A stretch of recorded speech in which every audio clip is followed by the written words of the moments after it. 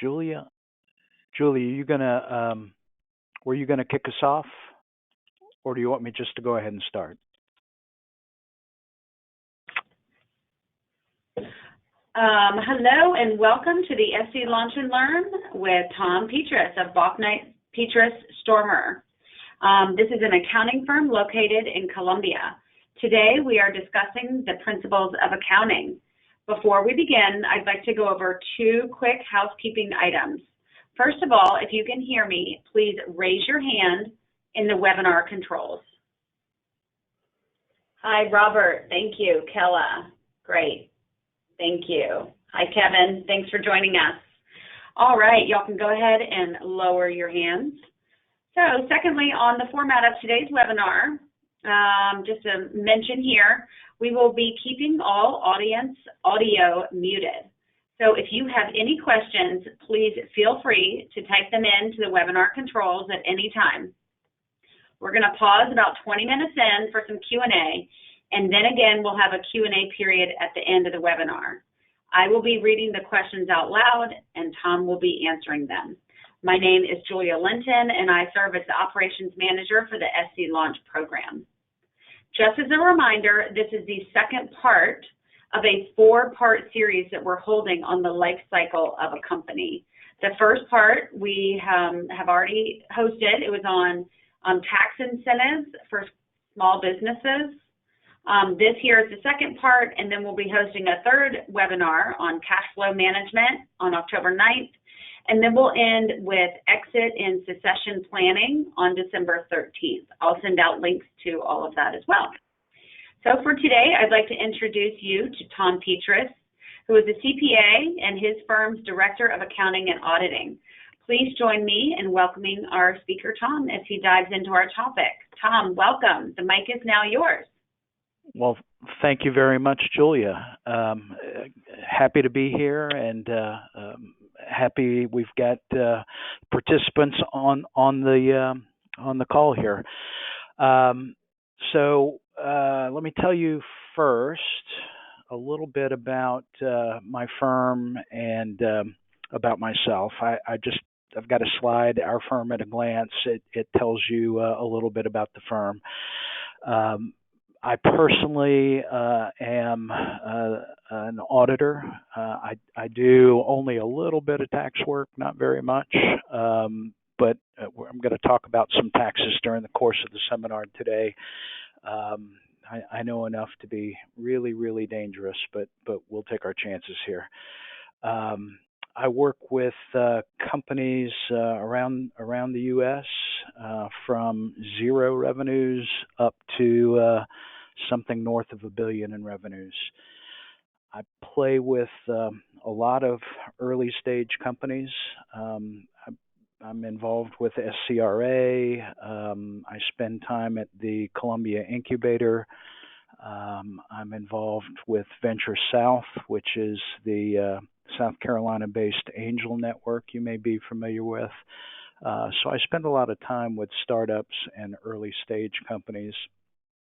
They're a lot of fun, quite the adventure sometimes, and a lot of what's in the slides to come comes from my experience working with those companies. All right, so I was asked to talk about accounting, and there's no possible way we could cover everything accounting-wise in an hour. So what I thought, because not knowing who all would be in the audience and what your interest would be, I thought we would make this more of a survey. It's a list of topics. We'll talk a little bit about each one. Not with the intent of getting you completely up to speed on the topic, but more as a way to introduce you to the topic so that you've got it on your radar screen as your companies grow, and you know just enough to kind of recognize an issue and know when you've got to talk to somebody.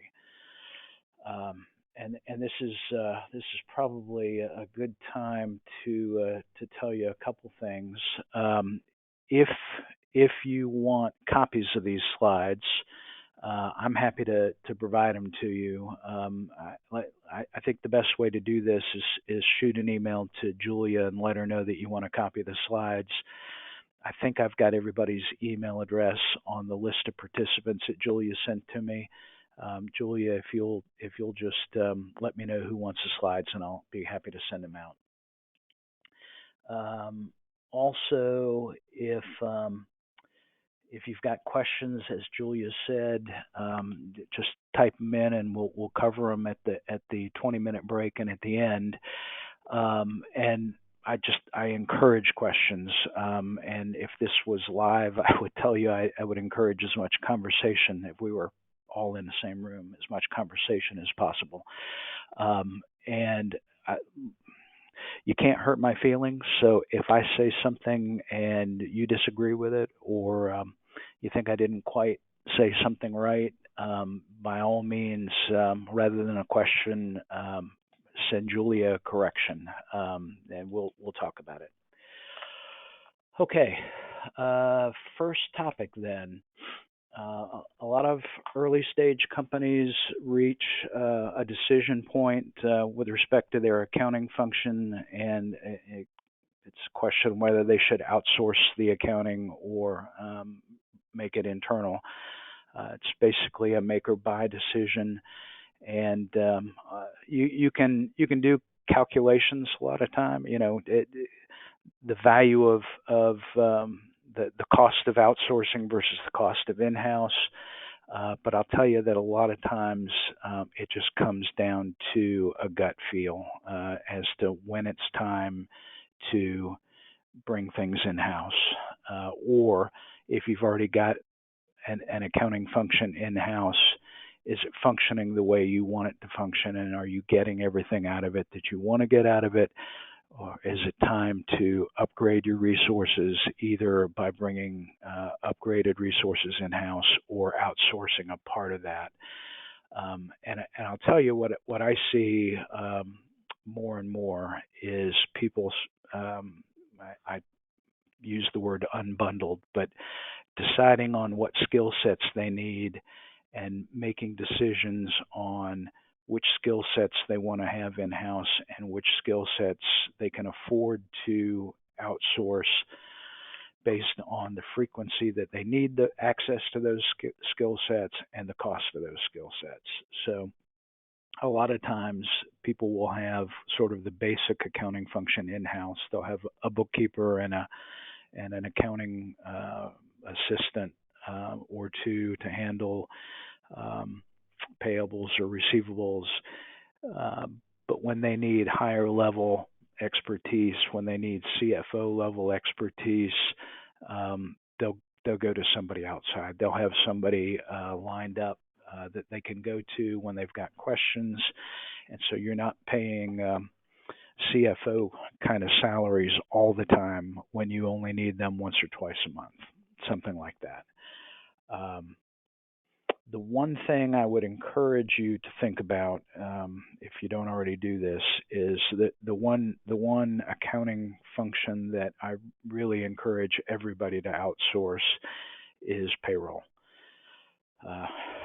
Payroll service companies have got it mostly down to a science. It's not that they don't ever have glitches, but payroll, even if you've only got one or two employees, is usually very cost efficient to outsource, and you don't have to build the expertise in-house to keep up with payroll tax filings and things like that.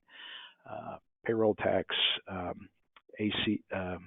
Affordable Care Act filings, all that stuff, payroll services can do for you.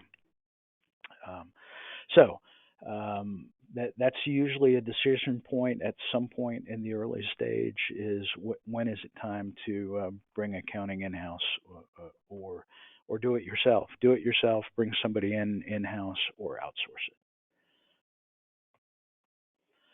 All right. So accounting, we're talking about accounting, and a lot of times the accounting and finance functions are treated by companies and by owners, by entrepreneurs, as necessary evils. You've got an entrepreneur who starts a company. Their expertise may be software or engineering, or there's some functional expertise. They are not generally accountants, and they just treat accounting as necessary evils, things that have to be done. But what I encourage young company owners to think about is whether accounting is actually or should actually be part of your strategy. And just a couple of examples to get you thinking in this direction. One is, as an example, if you are trying to set yourself apart in your industry as the low-cost provider, if you're going to be the low-cost provider, you have to know what your costs are. So accounting is integral to part of your strategy so that you've got good systems, good data, good mechanisms for analyzing your costs and squeezing all the cost out of your processes that you can. So that's just an example. If low-cost provider is part of your strategy, accounting function has got to be an integral part of that. Another way to think about accounting as strategy, if you plan to sell in kind of the medium term, and this happens with a lot of startup companies. I'm going to start this company, I'm going to build it to a certain point, and I hope to cash out in 3 to 5 years. You see business plans like that all the time, right? I hope to sell. Here are the potential list of people that I might sell to. So if a relatively short-term sale is part of your strategy, then things like good rolling 24-month budgets and projections are going to be integral to the sales process. You're not going to sell, rare exceptions, strategic buyers may be less stringent about having budgets and projections, but for most buyers, you're going to have to present them with forecasts and projections and good financial data so that you can make the sale. So that if that is the case for your company, then you need to make sure you've got the right resources in place to generate that information and data. And then finally, it's maybe a strategic issue, but it's an important issue, is you see all the time companies who sell themselves out of business or sell themselves into crisis because they are not they're not monitoring and managing profits and cash flows correctly. So cash flow is of paramount importance. You can go make a big sale, but if that means you've got to bring on people, if it means you've got to buy equipment, if it means you've got to buy inventory, those are all cash flow drains. And if the timing of receipts on the contract or receipts on the customer don't match up with the outlays, you're headed for trouble. And what you don't want is you want to know that you're going to run out of cash 4 months from now, 6 months from now, so that you can line up the financing, as opposed to, oh crap, I'm going to be out of cash in 3 weeks. What do I do now? And you're difficult, if not impossible, to get investor cash or bank financing in that shorter period of time. So you've got to think about finance and think about how it fits into your company's strategy and react accordingly. If it's important to your strategy, then you need to build the infrastructure to implement the strategy. Okay. Next, cap tables. This is important, and you can do a whole seminar, a half-day seminar on cap tables. But if your business is one where you know that you are going to go through multiple rounds of financing. You've got the friends and family stage, and then an angel round, and then ultimately a venture capital round. Having an accurate cap table becomes more important. The cap table helps you manage, helps you keep track, document, and manage who put in money, when they put it in, what percentage they got, what their dilution is in later rounds. And if you speak with somebody like Matt Dunbar at Venture South, he will tell you how important it is to have an accurate cap table. And he and Paul Clark and Charlie Banks at Venture South actually do seminars to help young companies put the processes in place so that they've got a good cap table. So if multiple rounds of financing is in your future, then you need to be thinking about cap tables. Another thing I see with early stage companies, and in particular tech companies, is equity-based compensation. A lot of companies will award equity to employees or directors or maybe even vendors. Equity options, stock options, and so forth. And if you go to I was last year at a conference of angel investors, and one of the companies that was sold, they had a really good exit, and the owner just flat out said she would not have gotten her business to the point that she got it to had her employees not been really invested in the business, and really touted the benefit of equity, of stock options for her employees. And so you see that a lot, and what you just need to know is that the accounting for equity awards or equity options can be complicated, and if you're thinking about going that direction, make sure you're talking to your accounting firm so that you've got a clear idea of what you want to do versus how that's going to impact you for financial statement purposes and tax purposes. The other issue relating to that is, for all the good that you may get by giving equity to employees, you have to recognize that as you do that, you're picking up minority shareholders or minority partners. And I'm being a little bit flippant at the bottom there about it being like multiple spouses, but as soon as you admit minority partners, you now are accountable to other people. They may only own 1% or 2% or a small fraction, but in South Carolina, like most states, there are minority shareholder protection laws. You can't just do whatever you want to do. And that, for some owners, can be a hard transition. If you've operated a company for a while and you were the sole owner and you were able to do whatever you wanted to do, it was fine. It was your company, your money. And then you go on a growth strategy. So you've got a growth strategy, and you start admitting minority shareholders.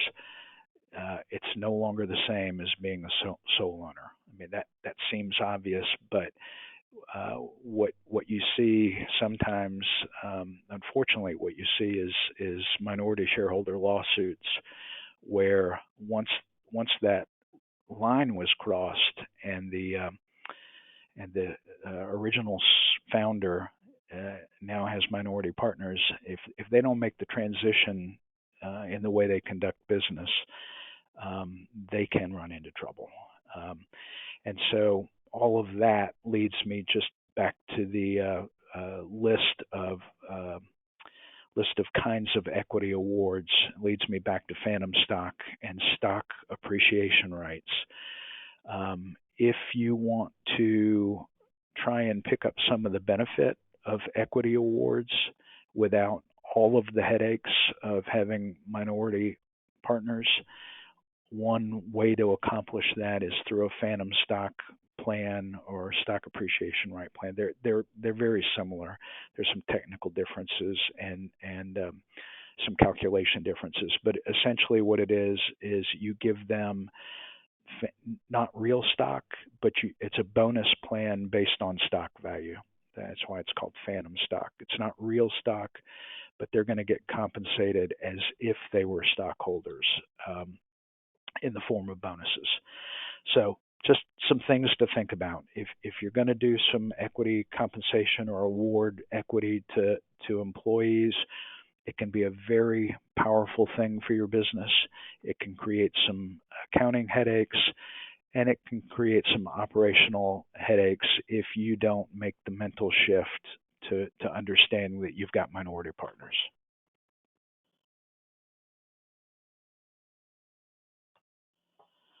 All right. Another issue that I see sometimes with young companies, startup companies, is if there are contributed assets. And the most common example I see is where one partner maybe has the technical expertise and is doing most of the work in the company. So they're contributing sweat equity, and the partner is more of a passive partner and contributes equipment or some assets. It's a common business strategy. There can be some accounting issues related to the contributed assets.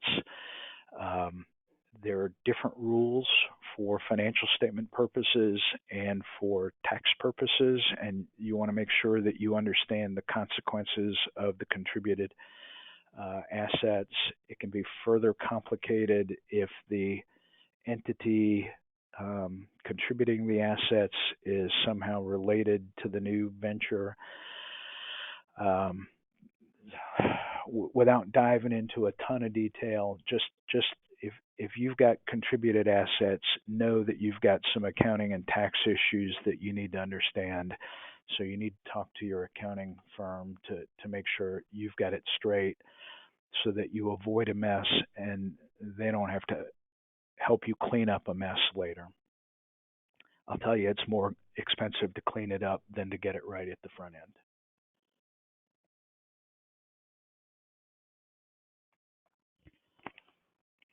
All right, SBIR grants, and Julia, we'll cover this slide, and then I think we'll be at 20 minutes. So it'll be a good stopping point for questions. So a lot of tech companies, a lot of early stage companies get SBIR grants, and it's if you can get that money, it's a terrific way to get a cash infusion to help you grow your company. But you have to know that if you take their money, you've got to play by their rules. And the government honestly doesn't have much of a sense of humor about that. You can't just sort of follow their rules. You certainly can't ignore their rules. So what you need to make sure of going into the SBIR process, the application and award process takes a bit of time. It's a perfect opportunity to step back, talk with your accounting folks and your accounting advisors, and make sure you have the processes in place to meet the reporting requirements of the government. So they're going to require financial reporting, certain level of detail and specific reporting requirements. And you need to make sure your accounting system is able to provide the data they want. If you can't, you're going to run into trouble.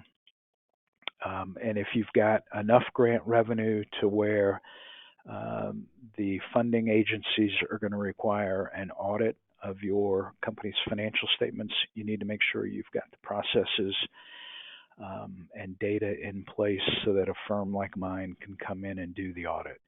If it's not clean, you will pay much, much more for the audit than you should. So it's really a question of whether you spend the money to have the right accounting processes in place up front, or whether you're going to spend money later on responding to the government and making sure the audit firm can do what they've got to do. So just SBIR grants, they're wonderful, but you got to understand that there are things you've got to do once you accept that money. All right, Julia, do we have questions? Great. Thank you, Tom. If you want to go ahead and take a sip of water, we'll wait for the questions to come in. Now's the time to go ahead and type your questions into the webinar control. And we will, again, I will read them out loud, and Tom, can answer them. While the questions are coming in, I just want to mention to everyone on the line that in the past we have done a cap table webinar, so you can look in the on the SCRA website and see that webinar. That was hosted by Mason Hogue of Nelson Mullins. He is an attorney, a business deals attorney, I guess, how I kind of say it. And he teaches, sessions on cap tables at USC's Business School. He hosted a webinar for us strictly on cap tables. It was a case study webinar where he went over 4 or 5 different case studies. It was really informational. So that is on our website. I just wanted to mention that. So we will look at the questions that are coming in, and no questions have come in yet, just someone saying, thank you so much. This is very informative. So thank you again, Tom. Well, you're very welcome. Yeah. Okay. Well, then what we'll do is we'll just keep running through the slides, and we'll see if you've got questions at the end. Great. And I would just encourage everyone to, type them in as you think of them, and then I can read them at the end. All right, Tom, the mic is yours. Terrific. Great.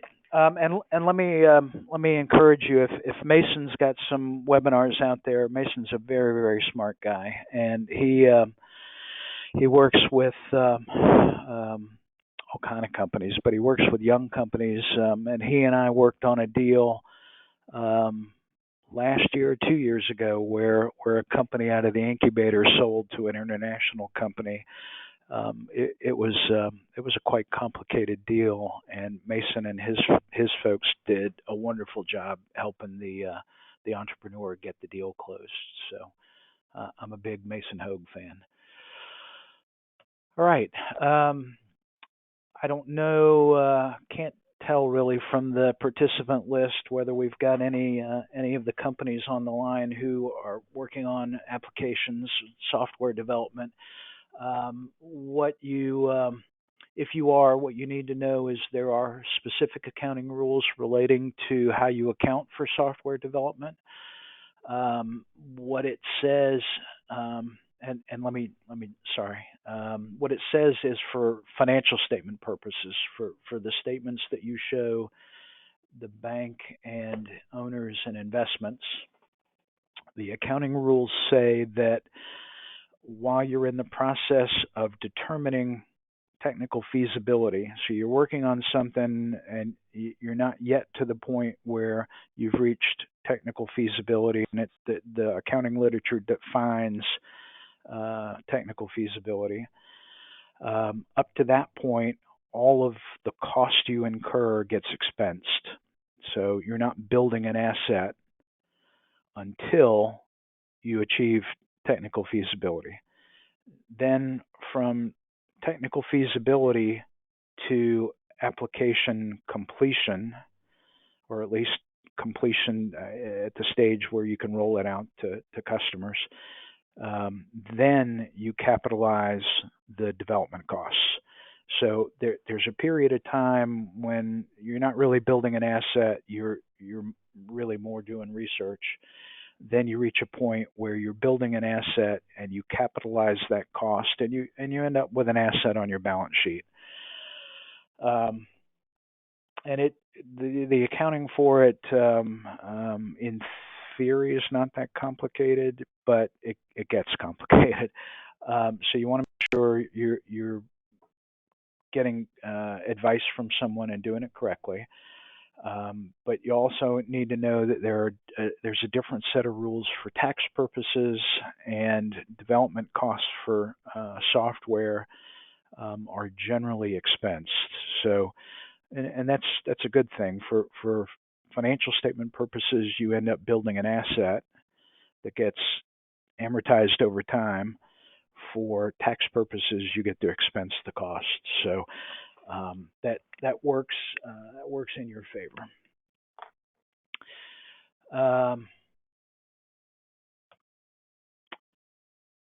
Research and development credits. We're into a set of slides now, or some of the slides that are more tax related.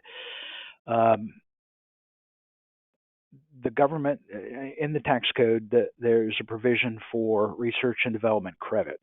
So the government wants to encourage research and development, and they will provide you with tax credits that essentially will help you fund a portion of the research and development that you do. What you have to understand is that R&D is defined pretty broadly in the tax rules. Don't think just people in white lab coats doing chemistry work or engineering work. It's much more broadly defined, and process improvement, development and design of equipment, design work for customers, all of that can qualify as R&D effort, and can get you credits. Now, in order to get that, a couple of things have to happen. First, you have to identify something as an R&D qualified activity, and then once you've identified the activity, you've got to have the accounting processes in place to capture the data so that you can get the R&D credit. And you've got really a couple of options. You can, well, first you want to get advice from your financial advisors on and gain an understanding of what kind of things constitute R&D activity. You can't identify it unless you've got some understanding of what qualifies.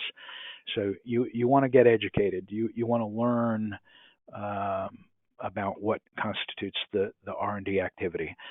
And then you want to build processes to capture that data so that ultimately it can be reported correctly on your tax returns and you get the R&D credit.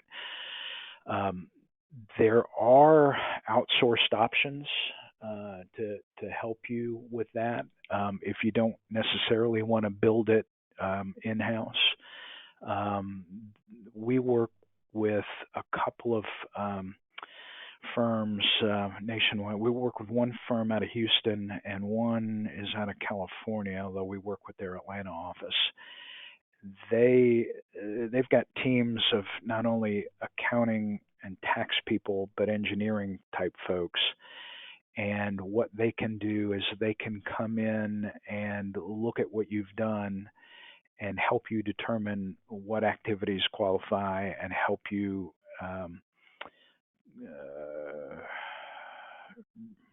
build the cost up or estimate what the cost is. The nice thing about these providers is, at least the ones we work with, is they will do some preliminary work for you up front for free, and basically only and so they'll go through a process early. It's an exploratory process to see whether they think you've got potential R&D credits.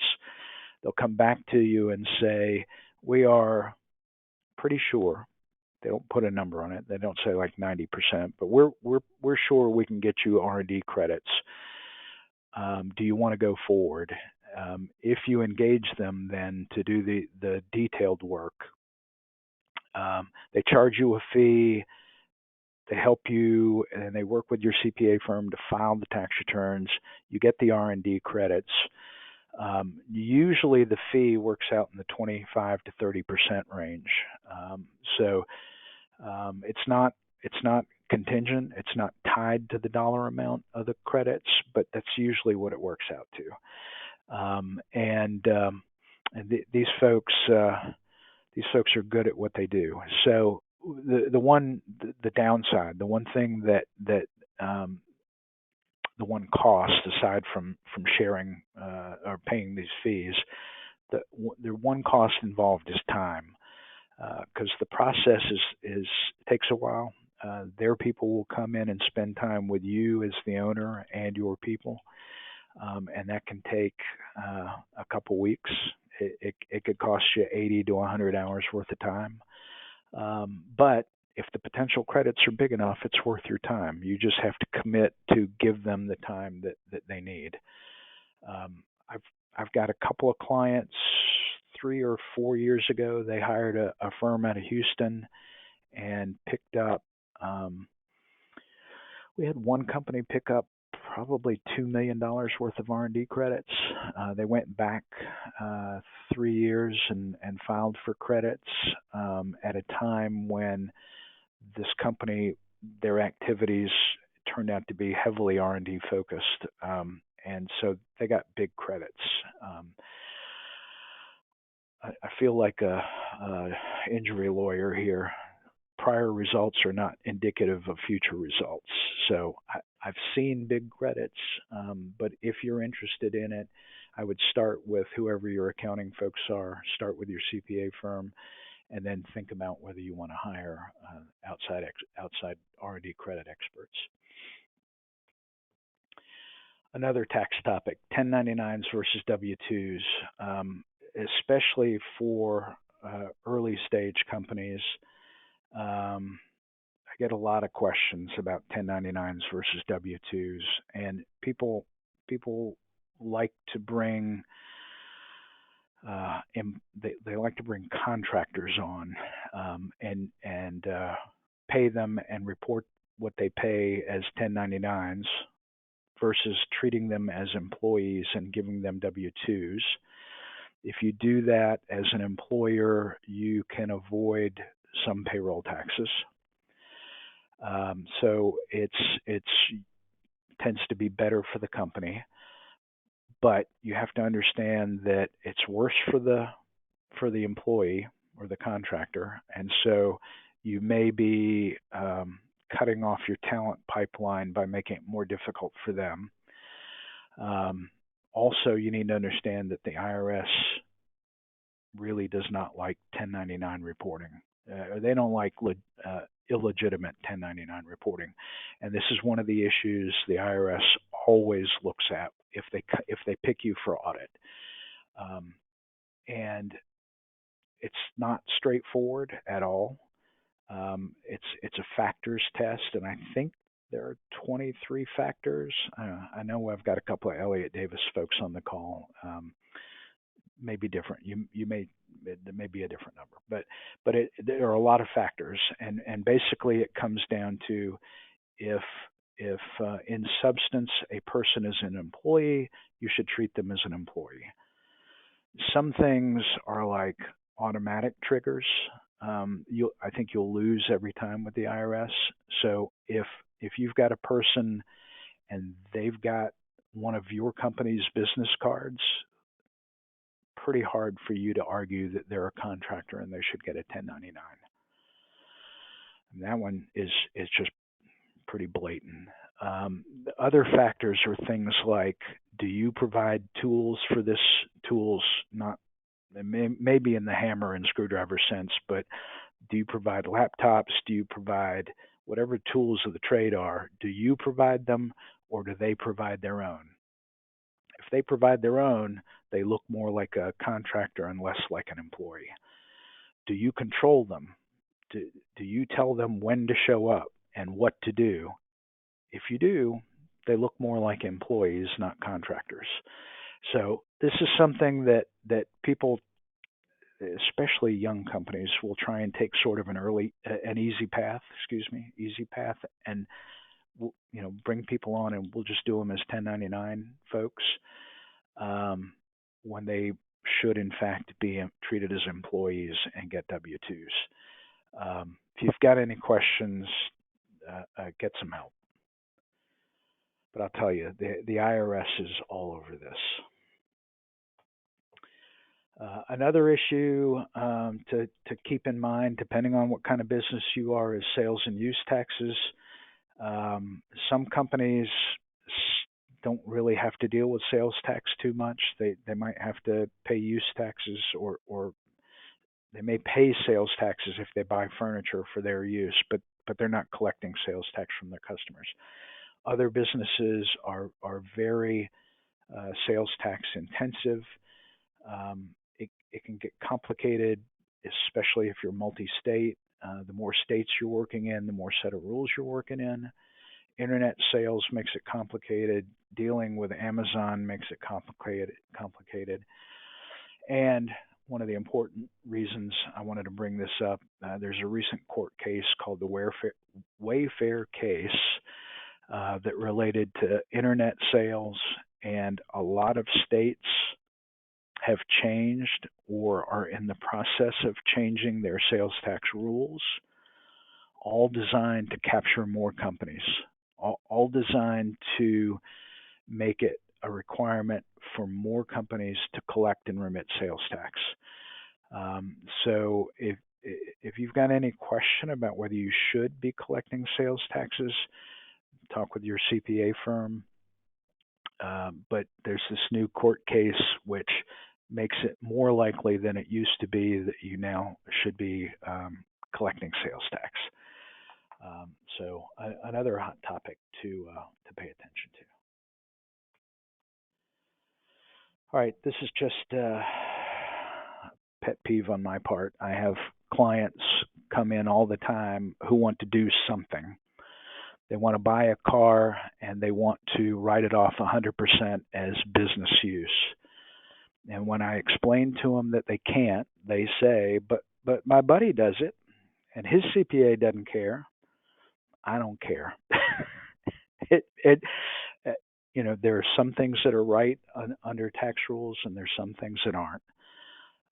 And speaking about company cars, let me just tell you, if you use a company car to commute back and forth to work from your house to work, then most likely it is not business use. It is not 100% business use. Unless it's some sort of specialty vehicle, unless you're driving an ambulance back and forth, or a police car back and forth, or a service truck maybe. But commuting does not count as business use. Commuting from home to the office doesn't count. So if you think it's a great deal to buy a company car and write it off 100%, make sure you're getting advice. You're getting good advice, and not from your buddy who's doing it. Talk to your accountant about it.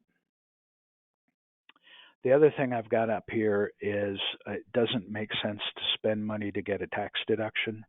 That's a very broad generalization. But if somebody says, I'm going to spend this money so that I get the tax deduction, if they don't need to spend that money, then they're wasting money. Because if you think about it, if you spend $1, you get a tax deduction of about 35-40%. So you're spending $1 to save 40 cents. That math doesn't work. If it's something that you're going to spend money on at some point anyway, the timing of when you make a purchase or the timing of when you make the expenditure can save you some taxes.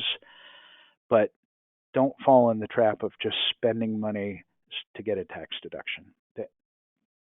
To me, that seems pretty obvious, but people get confused about it. All right. Another concept to think about is leased employees. Sometimes if you're a startup or you're early stage, you don't have a big headcount. You've got 5 employees, 10 employees, and what you can find is it's expensive to buy benefits that you would like for your employees to have. Healthcare coverage is more expensive. Um, um, Employee counseling, or I mean, there are all different kind of benefits that you might like to provide. And one way to possibly afford it as a small company is to look into leasing employees. There are companies around who will, you hire who you want, you interview them, you make the decision on who you want, but instead of going on your company's payroll, they become employees of the leasing company. Um, the leasing company then has the buying power to buy better rates for workers' comp, for health benefits, for other benefits. You pay the leasing company a fee, of course, but the math may work that the savings you get on the health care or the workers' comp outweighs the fee to the leasing company. So just an option to take a look at. Last slide, I think. Oh, shoot. Yes, last slide is internal controls. So every company doesn't really matter how big you are or how small you are or what business you're in, has to pay attention to internal controls. And internal controls are designed to ensure that your assets are safeguarded, and the prime example is make sure nobody's stealing money out of your bank account or diverting money that should be in your bank account. So it's a question of safeguarding your assets and making sure that your accounting processes and your accounting information is correct. Um, the internal controls that you have in place as a very young company won't be the same controls you have in place as a larger, more established company, but your internal controls should change over time as the business changes, and it's something that you should give some fairly frequent thought to, is where are we on the growth curve? Where are we in terms of what our business is and what our processes are, and have our controls kept up? Related to that is trust people, but don't trust them too much, and don't make the mistake of thinking that if you hire family, you're safeguarded from fraud. If you ever want to drink a beer and have a conversation about how many siblings, cousins, spouses, parents have stolen from a business owner, I'll be glad to share that with you. You are not immune from fraud just because you've hired a family member. So be vigilant. And in terms of vigilance, I really recommend for business owners, especially young companies and small companies, that the owners take the time to look at the company bank statements. What I always encourage people to do is have the bank statements, if they're going snail mail, if you get paper bank statements, have them come to the owner's residence. As the owner, carve out time to open the bank statements and look at the statements to see if you recognize all the transactions going through the company's bank account. Electronically, if it means signing into the bank and looking at the activity through the account, then carve out some time to do that. You want to do two things. You want to make sure you understand and recognize all the transactions, particularly money leaving your account. And the second thing you want is you want your accounting person to understand that you are looking at it. It's a deterrent factor. If they know you're looking at it, they are less likely to take the risk of taking money out of your account. So just a quick example, I did some fraud accounting work for a law firm 3 years ago. Not a big firm, couple of partners, few employees, and they came to me after they figured out that the bookkeeper was stealing money. And the owner, one of the shareholders, would have caught it the very first month, the very first time that it happened. He would have caught it if he was paying attention and looking at bank statements, because what was happening was she had set it up so that there were automatic draws on the company bank account that happened to be paying her credit card, and I think her mortgage. I don't, but there was money going out automatically. And if he had looked at his bank statement, he'd have seen Amex and 4 digits, and he would have known that wasn't his credit card. As it was, it went on for about 8 months, and he did not recover all that money because she needed it and she spent it. So if you're an owner, unless you've got somebody, an employee in-house like a CFO that you can trust, that I'm going to make it more complicated. Let me just simplify it. If you're an owner, I would make sure that you're looking at what goes out of the bank, okay, so that you keep track of it. All right, that was the last slide. I would entertain questions, or if you came into the seminar hoping you would hear about something in particular, introduce a new topic, and I'll talk about it to the extent I can. Great, thanks, Tom. We have a question that came in. I believe it was during the R&D tax credit slide. And you might have to help me with the question here. It's just a couple of phrases. So it says, technical feasibility, question mark. And is that mean sales, or is that for ready for deployment? Question mark. No. All right. So what the accounting standard says is, up until technical feasibility has been established, you expense. And the definition of technical feasibility, it's a two-part or it's a two-factor test. It's either A or B.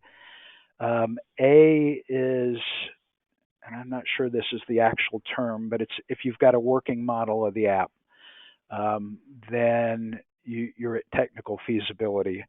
The other trigger is a little bit longer and more complicated, and I can't recite it. I'd have to go look at it, but I can help you with that.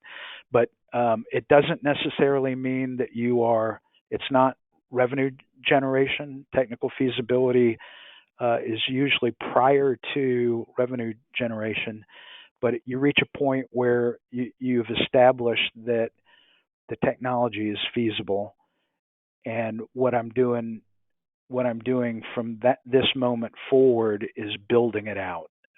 So I'm building out the details of the application or the software, and so I'm building the product. I've determined that it's feasible, and I'm willing to go forward, spending resources to build it, and then it's during the building phase that I capitalize the cost. I hope that helps. Thank you. And then the same person also asked, who are these R&D firms? All right, there are. There's one called KBKG, and the one in Houston, that's the one in Atlanta and California, and I can make an intro if you want. And the other one is, I'm blanking on the other name. I know it. It's senior moment. But I can get you the name, and I can get you contact information if you'd like. So probably a good time to mention. If you want to shoot me an email, you can. Easiest thing to do is go to our website. You can Google Bauknight Pietras Stormer, get to our website. You can find my email address, or you're welcome to call me on my cell phone, 803-238-0406, and I'll be happy to talk about whatever you want to talk about. If you're local to Columbia, we can catch lunch. I can meet you at the incubator or at SCRA. We can do whatever we want. I'm just here to help. Wow, I think that's the first time during a webinar that the presenter has given out his cell phone number. You are winning today, Tom. Thank you. It's on my business card. My wife says it's an ego thing, but I don't know. You're welcome to call. Thank you, Tom. That's awesome. Thank you so much. And also, as soon as we finish this webinar, I will download it to our website, and I'll be actually emailing out the link to the audio. Obviously, we're speaking now, the audio and the visual content, so everyone will have a link to the webinar presentation. And then in that same email, because I think both you and I have mentioned, we'll send some stuff out. I'll send out the link to Mason Hoag's presentation. And I also wanted to mention with Nexon Pruitt, we have had Bernie Maybank, the former director of revenue for the state of South Carolina. He has also conducted a webinar on SALT tax incentives for state and local tax. So he's had an amazing webinar as well. So I'll send out that. But other than that, I just wanted to say thank you again so much, Tom. We don't have any more questions, but everyone now has your personal cell, which is amazing. And just wanted to say thank you for joining us, and thank you everyone on the line as well. Thanks. I enjoyed it. All right. Y'all take care. Thank you. Bye-bye.